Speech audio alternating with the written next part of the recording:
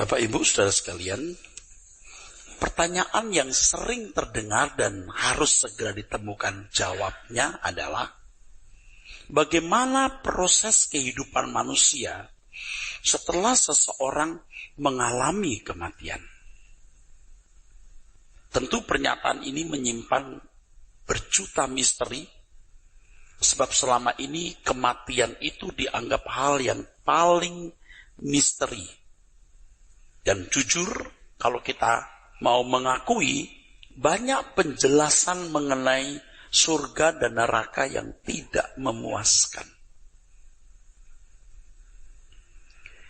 Kematian itu seakan-akan membawa manusia masuk ke dalam lorong yang benar-benar gelap gulita. Ya, siapa yang tidak gentar, saudara? Maka kalau orang mengidap penyakit, ia berusaha menjauhi realitas kematian ini. Berapapun dia yang dibutuhkan, dia berani anggarkan, saudara. Tetapi cepat atau lambat manusia pasti mati. Kalaupun seseorang memiliki kemampuan untuk berobat, memperpanjang umur, itu hanya menunda kematian. Tapi tidak mungkin bisa membatalkan kematian. Oleh sebab itu kita mestinya, saudaraku,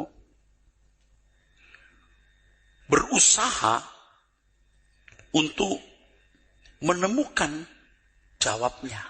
Apa itu kematian? Apa itu surga? Apa itu neraka? Nah, sekarang kita membahas mengenai neraka.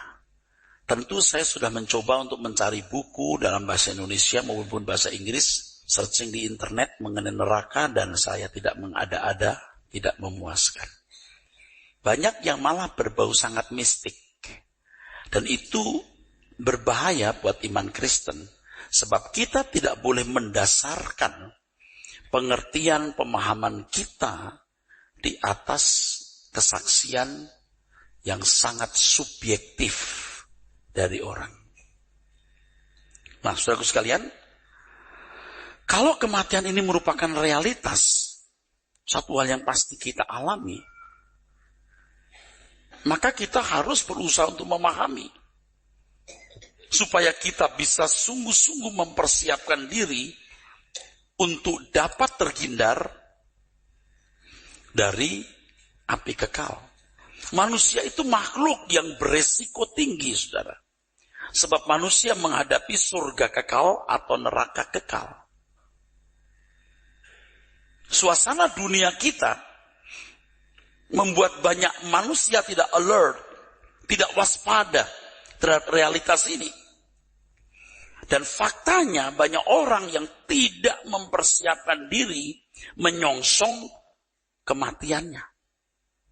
Banyak hal yang dilakukan, sibuk dengan banyak perkara, tetapi tidak mencoba melakukan hal-hal untuk menyelamatkan diri dari bencana abadi.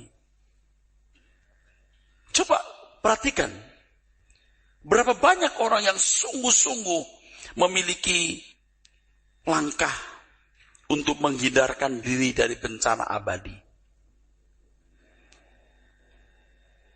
Kalau banyak hal kita asuransikan demi sebuah jaminan, ya, rumah, mobil, perusahaan, kesehatan, ya, mengingat kalau ada sesuatu yang terjadi, maka ada kepastian jaminan. Mengapa untuk hidup kita, kematian yang pasti terjadi, tidak diusahakan jaminannya? Kan sungguh sangat gegabah hal ini, saudara. Gegabah sekali. Sebenarnya saya juga termasuk orang yang gegabah dulu. Biar saya pendeta juga saya tidak benar-benar serius mempersiapkan hidup saya untuk menghadapi kekekalan. Dan saudara yang sekarang ini mendengar firman dan secara nalar bisa menangkap, belum tentu juga saudara berubah loh. Kalau saudara tidak sungguh-sungguh mau berubah. Yang bisa mengubah saudara itu diri saudara sendiri. Sebab Tuhan tidak memaksa saudara. Roh Kudus menuntun, tetapi Roh Kudus yang lemah lembut tidak memaksa orang untuk berubah. Kecuali kita sungguh-sungguh mau berubah. Jadi mari tidak gegabah. Maksud pendalaman Alkitab yang mengambil tema kemusafiran, sekarang neraka, itu semata-mata supaya saudara memiliki, harus ada implementasinya, aplikasi konkret dari apa yang kita dengar ini, saudara. Jangan hanya menjadi konsumsi pikiran. Kita harus betul-betul menghayati hidup kita. Dan kita serius, saudaraku sekalian. Kita harus berpikir seakan-akan pada waktu kita berdoa ya, sedang berhadapan dengan Tuhan di kekekalan. Dan tidak punya kesempatan memperbaiki diri. Coba kalau Anda berdoa lalu Anda berpikir seakan-akan itu saat berhadapan dengan Tuhan. Dan itu saat terakhir Anda hidup dan tidak ada kesempatan lagi memperbaiki diri. Coba apa penilaian Tuhan terhadap saudara? Coba. Maka kita akan berusaha untuk memperbaiki diri, saudara. Terus memperbaiki diri, saudara. Bagaimana kita bisa menghindarkan diri dari keinginan-keinginan yang Tuhan tidak kehendaki? Jadikan Tuhan itu hasrat kita. Itu nanti kita bisa mengekang makan, mengekang membuat sesuatu yang tidak pantas. Kita akan disiksa dengan banyak hasrat dalam diri kita. Kenapa kita nggak mengarahkan hasrat ini kepada Tuhan? Tuhan, Kau hasratku. Nah, Anda harus jujur waktu berkata, Tuhan, Kau hasratku. Tuhan, ketika aku mengatakan ini, aku masih munafik. Karena ada banyak hasrat di dalam diriku yang belum mampu aku lepaskan. Tetapi aku memilih Engkau hasratku, Tuhan. Dan aku melatih terus untuk mengelola jiwaku, mengarahkan hasratku kepadamu. Ternyata begitu, saudara. Apalagi Bapak Ibu yang sudah bertahun-tahun memang hasratnya bukan Tuhan. Coba kita lagi marah, tersinggung. Ini orang kurang ajar terhadap saya. Ini gak hormat sama saya. Marah kan kita. Kita bisa sembuhkan dengan berkata begini. Engkau hasratku, Tuhan. Aku gak dihormati, gak apa-apa. Engkau hasratku, Tuhan. Kita bisa menyembuhkan diri kita lebih cepat. Coba Anda belajar. Akan sangat menyembuhkan saudara. Coba dilatih. Toh kita tidak akan membawa apa-apa pada waktu kita mati, saudara. Kalimat ini, kalimat yang saya jelaskan ini, belum mewakili isi yang sesungguhnya. Karena kalimat ini mudah diucapkan. Tapi ketika saudara bergumul, ketika saudara bergulat, untuk menjadikan Tuhan itu hasrat saudara, itu luar biasa. Itu luar biasa. Nah, tentu diharapkan nanti hari demi hari betul-betul kita bisa menghasrati Tuhan. Dan Dia menjadi satu-satunya hasrat kita. Kerinduan kita. My desire. Kerinduan kita. Dan kalau Anda menemukan Dia, wah, hidup ini jadi indah. Apapun yang terjadi, saudara, hidup ini jadi indah sekali, saudara. Bukan hanya saudara yang menemukan cintanya Tuhan, tapi Tuhan menemukan cintamu. Anda bisa berkata, Tuhan, terima kasih cintamu kepadaku, kasihmu. Aku merasakan cinta kasihmu. Pertanyaannya, apakah Tuhan menemukan cinta?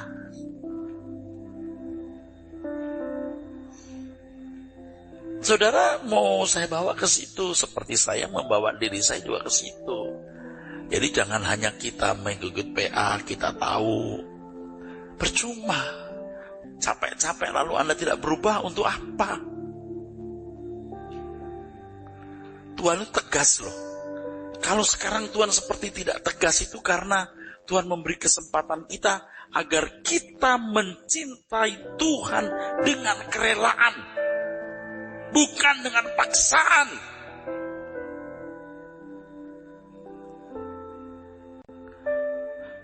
Saya bukan orang gagal, saudaraku. Saya sudah mencapai prestasi hidup yang tinggal menikmatinya hari ini. Tapi saya memilih untuk Tuhan Yesus sebagai hasratku. Jangan berlabuh di bumi ini. Watak saya belum tentu lebih baik dari saudara. Brengsek, kerasnya saya ini termasuk di atas rata-rata loh, bukan bluffing loh. Dari tampang saya kalau ngomong udah tahu kan. Kasar saudaraku, keras saudaraku. Wah, tapi saudaraku, saya berkata begini, Tuhan aku jelek, tapi aku memilih Engkau. Gitu, aku mau jadi kekasih-Mu Tuhan. Aku brengsek Tuhan, tetapi aku memilih Engkau. Tuhan pasti mengubah kita. Coba saudara jujur nanti doa. Apa betul Tuhan merasakan yang saudara rasakan? Nah, hampir semua orang beranggapan setelah mati, orang itu langsung masuk surga, bagi yang berkelakuan baik, lalu masuk neraka bagi yang jahat. Pasti ini bayangan banyak orang tuh kalau mati langsung masuk taman yang indah, ya, bagi yang baik, bagi yang jahat langsung masuk api, saudaraku. Jadi seakan-akan setelah mati orang sudah masuk yang namanya final punishment. Bahkan di beberapa agama tertentu sudah diformat jenis-jenis hukuman dosa itu, seperti berdusta, lidahnya dipotong, ditusuk pedang, ya, mencuri tangannya digergaji. Itu makin memantapkan pikiran banyak orang, termasuk orang Kristen, bahwa setelah mati langsung neraka atau langsung surga. Apalagi kalau sekarang kita sering mendengar kesaksian orang mati. Lihat neraka. Yang dilihat ini apa? Penglihatan, sebuah nubuatan, apa satu alam fisik. Ini kan subjektif. Dan kalau kita belajar Alkitab, kita tahu salah, banyak salah. Itu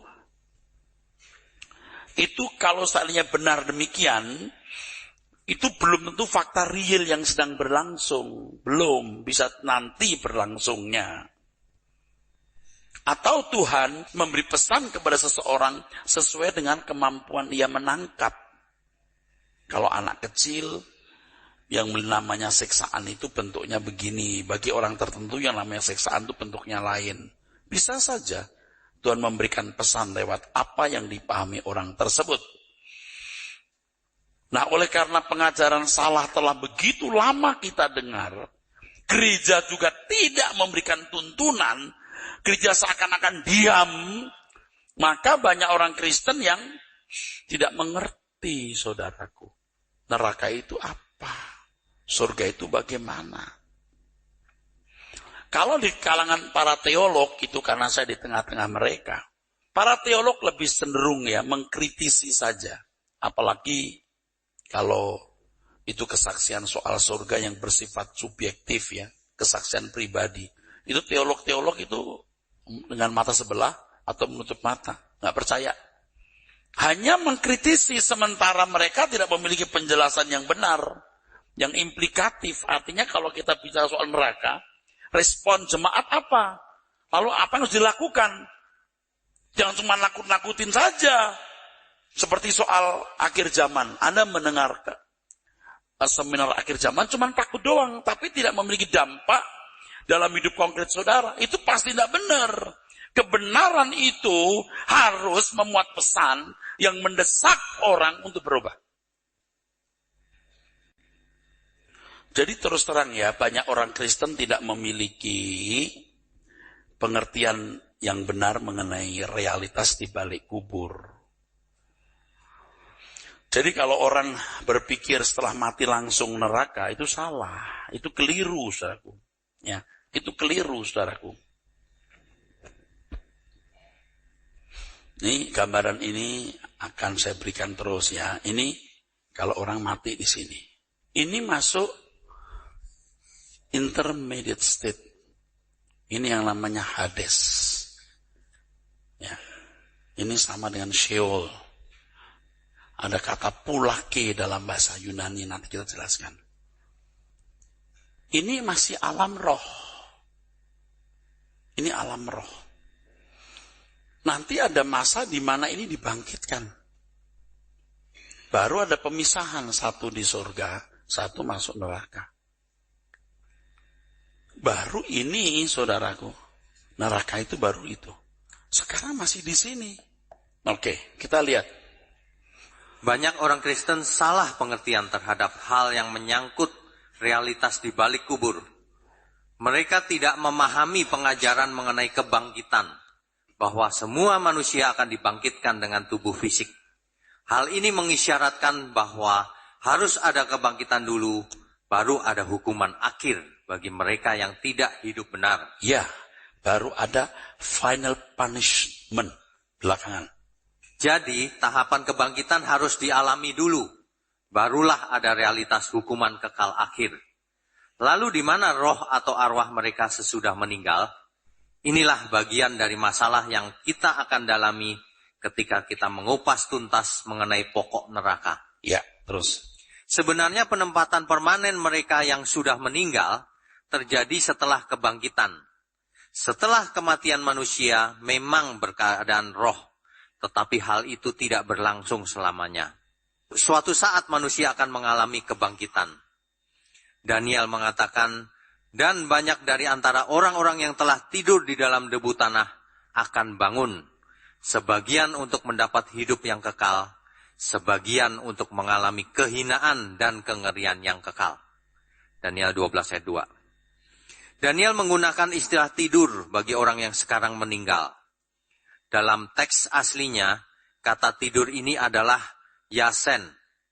Hal ini jelas menunjukkan bahwa manusia yang meninggal belum ada aktivitas. Mereka berkeadaan pasif menunggu penghakiman. Kata bangkit dalam teks aslinya adalah kuts, yang artinya selain bangun juga bangkit. Setelah orang mati, sejatinya tidak langsung masuk surga atau langsung masuk neraka.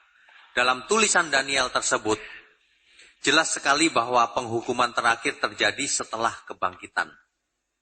Setelah kebangkitan barulah ada hidup yang kekal atau untuk mengalami kehinaan dan kengerian kekal atau neraka. Kalau setelah orang mati langsung masuk surga atau neraka, berarti surga atau neraka adalah alam roh. Sesungguhnya surga dan neraka bersifat materi. Tempat tubuh kebangkitan bermuara. Jadi sangatlah tidak mungkin kalau orang setelah mati langsung masuk neraka. Ya. Saudara, jadi setelah orang mati itu ada di sini. Ini yang namanya intermediate state. Intermediate itu peran antara, masa antara. State tempat atau penampungan. Ini. Saya mengerti ada teolog-teolog yang menentang soal itu. Nggak ada di Alkitab intermediate state. Saya tahu.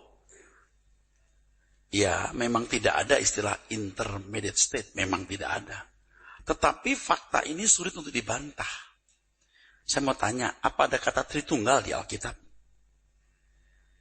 Tapi you bisa percaya adanya Allah Bapa Anak Roh Kudus kan? Nah, kan kalau semua tidur, bertidur di sini dong. Baru ada kebangkitan. Ini aja ditentang oleh teolog-teolog. Saya nggak ngerti itu teolog-teolog. Loh ini benar. Saya bicara ini ditentang oleh beberapa dosen teologi. Karena tidak pernah mendalami ini. Bapak Ibu, saya mempersiapkan ini, itu bukan 2-3 jam loh. Berjam-jam, berhari-hari loh. Ini berjam-jam, berhari-hari loh. Kalau satu ayat kita lihat lagi, lihat bahasa aslinya, walaupun nggak dicantumkan semua, tapi kan saya harus tahu isinya apa ayat itu dari bahasa aslinya apa. Kalau King James-nya gimana, kalau New International Version-nya gimana, bandingkan, begitu. Nggak boleh salah, kalau dari dirilis begini kan nggak boleh salah.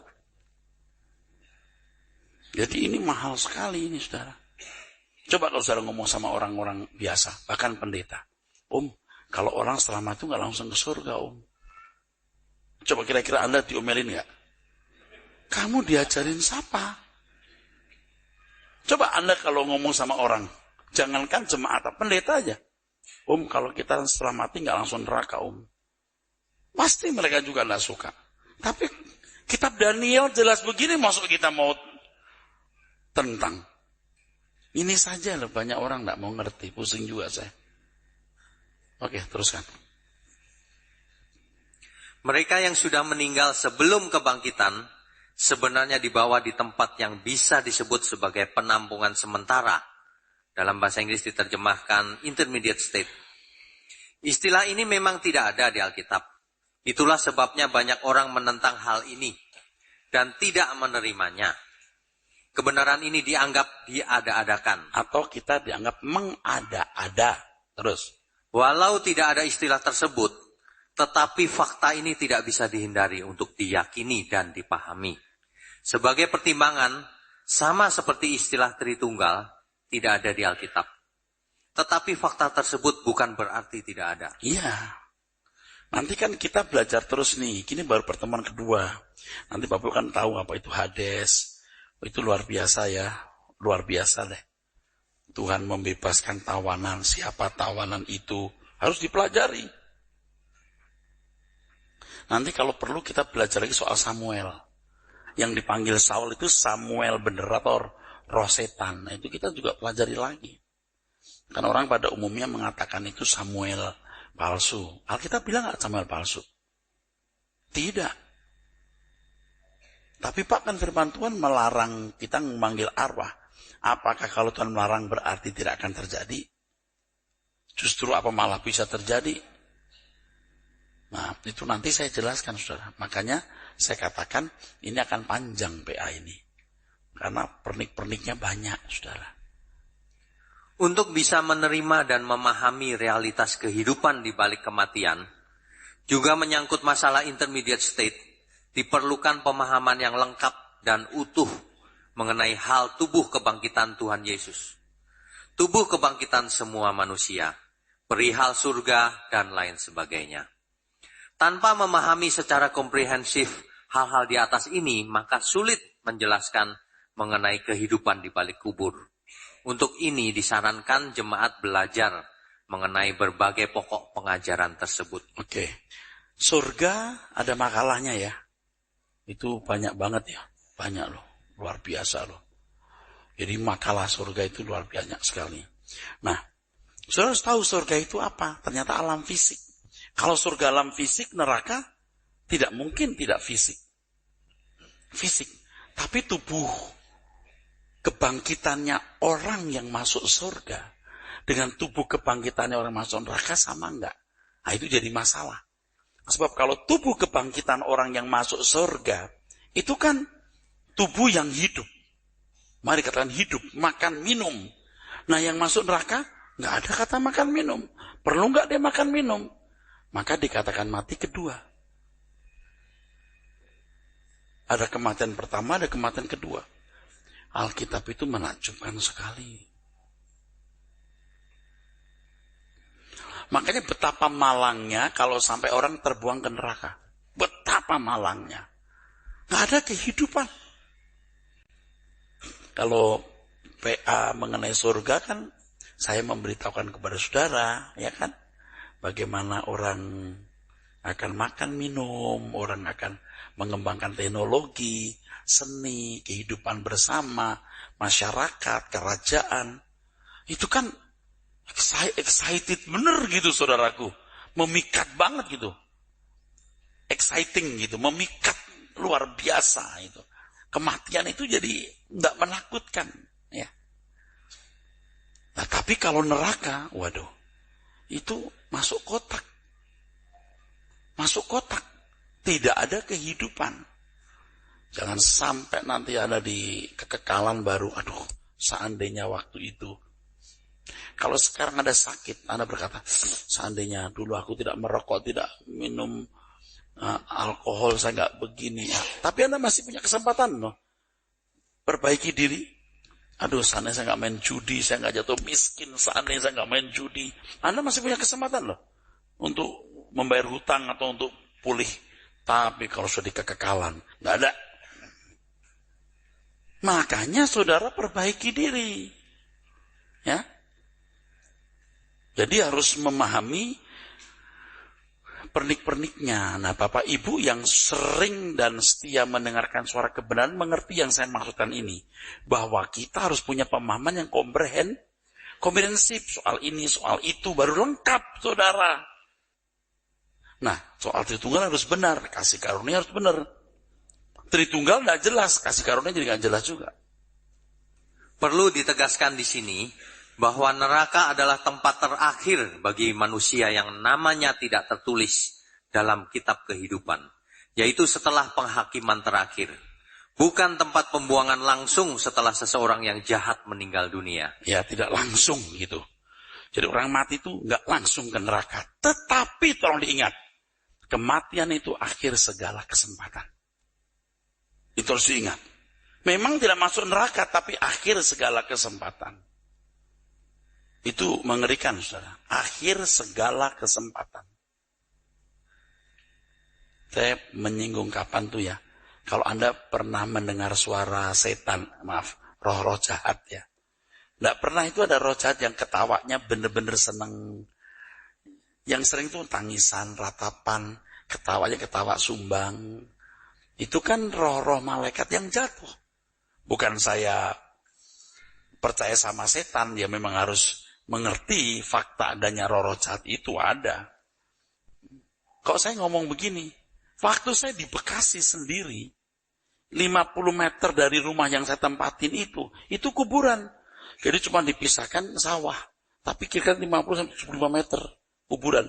Jadi kalau malam buka pintu di belakang itu kuburan kelihatan, gelap. Makanya saya pura-pura nggak lihat sono, saya begini tek dan cepat-cepat gitu. Loh, saya pernah tinggal di situ, saudara. Jadi rumah besar. Jadi rumah itu besar. Untuk gereja dan sekolah. Tapi sampai akhirnya nggak ada gereja, nggak ada sekolah di situ. Karena tidak seorang pun menjadi Kristen. Saya ditaruh di situ oleh seorang pendeta. Nah, ada orang Kristen satu keluarga, tapi itu orang Jakarta yang tinggal di situ di agak-agak jauh juga dari situ. Itu keperkampungan non-Kristen. Dan kita itu dibangunkan gereja, itu jauh dari penduduk. Dan yang konyol, ini gedung itu kan besar tuh. Kalau gereja mungkin bisa nampung 600 atau 500 atau 300 minimal. Untuk sekolah beberapa kelas, bisa 6 kelas. Bayangin, saudara, 6 kelas. Lalu tinggal saya di pojok gitu. Di gedung tapi di paling belakang. Ada kamar gitu. Maksudnya untuk kantor guru mungkin. Nah, depan saya itu ada halaman, depannya lagi itu halaman orang. Jadi cukup satu mobil saja. Depannya itu halaman belakang rumah orang. Halamannya luas. Itu ada kuburan 2 juga di situ. Gila kan? Jadi kalau saya pulang tengah malam atau jam 10-11 malam itu sudah nggak nengok-nengok saya. Nah, di situ ya malam hari saya dengar hal-hal yang aneh. Waduh, saudara. Ini bukan nakut-nakutin saudara ya. Ini kan pintu itu kan itu pintu banyak. Jadi depan ada 4, samping ada 8. Itu bisa gini. Tak, bisa diketok. Tapi ngetoknya itu gini. Tak. Jadi kalau itu cepat itu kan bisa muter gitu kan ya. Nggak mungkin kan. Tak. Ketokan. Jadi kalau kan, senunggu dulu. Kan bisa jalan dia. Ini enggak. Tak. Jadi kok lari gitu. Buset dah. Seandainya itu banyak orang, saya nggak yakin orang bisa serapi itu gitu. Ini pasti orang yang cepat ketok. Satu orang tapi bisa cepat gitu. Tak gitu. Terus ada, nggak pernah ada suara yang ketawanya tulus gitu. Kalau ketawa pun ketawa yang menyeramkan gitu. Atau nangis gitu. gitu, saudara. Anak saya masih kecil ya, istri saya mengandung, itu nangis. Gitu-gitu, saudara. Saya itu jadi mengerti betapa menyesalnya roh jahat. Kalau Anda berkata, oh bohong, saya mendengar langsung. Halusinasi, tidak halusinasi. Jadi bukan kita itu tahyul, emang roh jahat itu ada, bro. Terus yang saya mau bagikan itu adalah betapa menyesalnya mereka. Nangisnya itu luar biasa ratapan itu. Jangan sampai Anda juga meratap seperti itu. Karena tidak memanfaatkan kesempatan bertobat. Jadi kalau Tuhan masih beri kesempatan kita, ayo kita bertobat. Memang waktu seorang mati, itu gak langsung neraka. Tapi akhir segala kesempatan. Nah, sekarang nih ya saudara. Tidak banyak pembicara yang bersuara keras seperti ini. Kayak Tuhan itu cuma mau urusan berkat jasmani kehidupan di bumi. Justru Tuhan mempersoalkan bagaimana kita layak masuk kerajaan surga. Demikian pula bagi orang percaya atau yang berkelakuan baik. Setelah mati mereka tidak langsung ke surga. Untuk ini harus dipahami dengan lengkap yang dimaksud dengan surga itu. Surga bukanlah alam roh, tetapi alam fisik. Sejatinya surga adalah pengulangan dunia yang telah diciptakan sempurna oleh Allah. Yang telah rusak karena pemberontakan manusia. Di dunia yang akan datang, semua yang dirancang Allah semula dapat digelar tanpa adanya dosa dan segala penderitaan. Oke, terus. Surga yang akan dihuni manusia sekarang ini sedang dipersiapkan oleh Tuhan Yesus. Tuhan Yesus menyatakan bahwa ia pergi menyediakan tempat bagi orang percaya. Setelah selesai, ia akan datang kembali dan membawa ke tempat di mana ia berada. Yohanes 14 ayat 1-3. Bukan tidak mungkin seperti logos atau firman yang tak lain adalah Tuhan Yesus sendiri menciptakan bumi ini pada mulanya, maka sekarang Tuhan Yesus menciptakan dunia lain. Itulah langit baru dan bumi yang baru atau surga. Iya, bukan tidak mungkin. Segala sesuatu diciptakan oleh Dia, tanpa Dia tidak ada sesuatu yang jadi. Sekarang Tuhan berkata, aku pergi menyediakan tempat bagimu. Nggak ada yang nyaman di bumi ini. Sesenang apapun juga kita akan lepaskan. Betapa tragisnya. Makin punya banyak, makin tragis. Waktu kita harus melepaskannya. Aku pergi menyediakan tempat bagimu. Kalau aku sudah menyediakan tempat bagimu, aku akan datang kembali membawa kamu ke tempatku. Supaya di mana aku berada, kamu ada. Tuhan ingin supaya di mana Tuhan Yesus ada, kita ada. Masalahnya Anda ingin nggak di tempat Tuhan ada? Anda ada. Itu masalahnya. Kalau Anda masih feel at home di bumi ini, nggak bisa. Sudah masih mau terhormat, masih mau senang, mau punya ini, mau punya itu. Terus terang saya mau ngomong, saya takut kalau saya masih muncul keinginan-keinginan itu lagi. Loh, aku kan pernah punya keinginan begitu. Punya rumah, ruang perpustakaannya besar, nggak sempit, nggak apa. Ada kepikiran, sekarang tidak. Aku jalani apa yang ada. Aku tuh pengen punya rumah besar, ada kolam renang, ada gazebo-nya, ada tamannya, kolam ikannya. Pengen banget. Saya tunda di langit baru bumi baru. Anda bukan nggak boleh punya rumah besar, tapi jangan jadi itu sumber kebahagiaan. Bukan nggak boleh punya kemewahan, artinya punya mobil bagus, sweet, perhiasan, silahkan. Jika selama itu tidak menjadi berhalamu.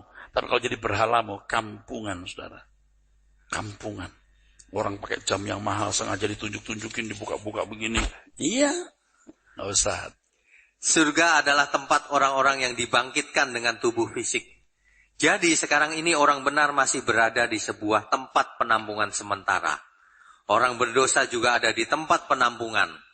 Neraka bagi manusia yang jahat akan diadakan, yaitu di bumi ini ketika menjadi lautan api. Nah, nanti akan saya jelaskan ini. Makanya saya sepotong dulu. Bumi inilah nanti nerakanya. Baca deh Pak.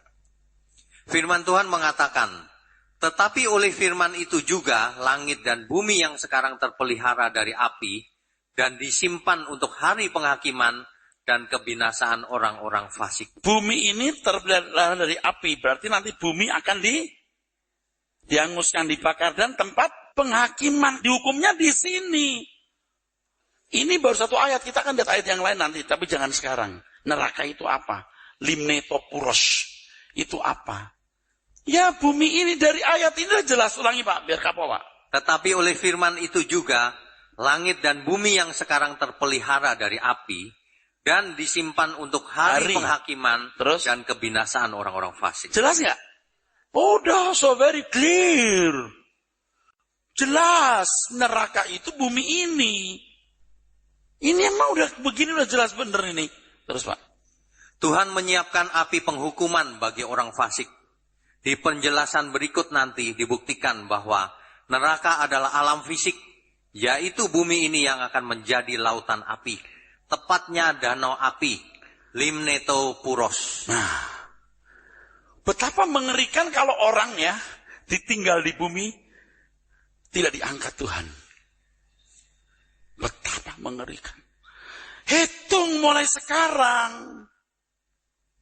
Hitung mulai hari ini. Jangan sampai Anda ditinggal.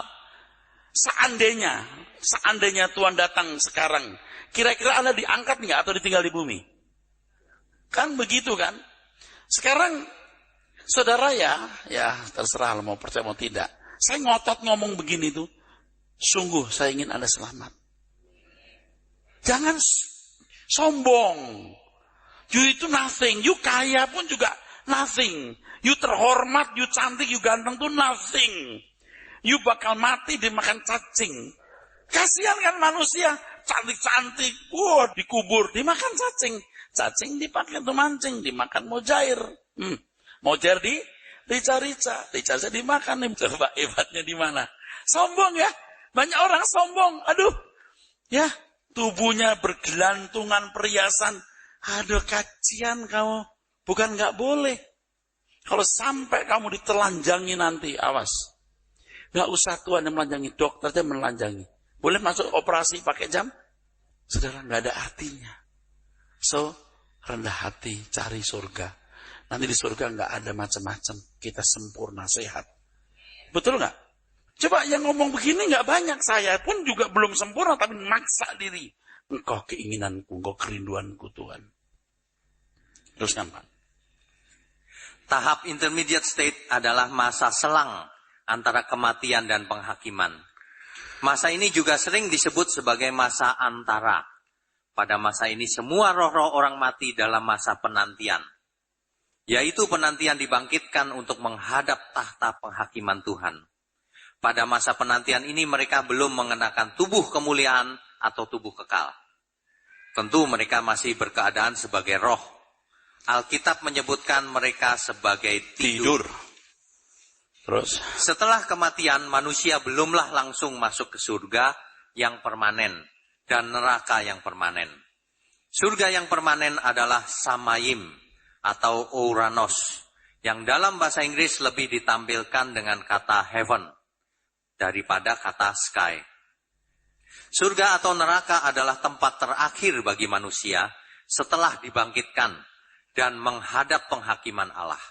Jika orang mati tidak langsung ke surga, di manakah mereka sekarang ini? Kalau dipertanyakan di manakah tempatnya, tentu tidak perlu dijawab sebab dimensi alam roh tidaklah sama dengan dimensi materi yang kita kenakan ini.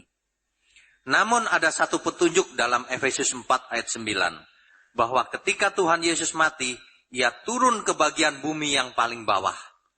Dalam teks bahasa Yunaninya, Takatotera meretes yes. Takatotera meretes yes. Apakah itu lokasi roh atau arwah orang-orang yang meninggal? Tidak jelas juga sebenarnya. Yeah. Tetapi sulit untuk dibantah bahwa bagian bumi yang paling bawah bisa menunjuk tempat penampungan sementara. Dalam terjemahan beberapa Alkitab bahasa Inggris menerjemahkan the lower parts of the earth. Terjemahan yang lain menerjemahkan the lower regions, the earth. Kita tidak perlu mengetahui lokasinya, sebab hal itu tidak berarti bagi kita. Namun yang penting adalah fakta adanya penampungan sementara atau masa antara tersebut.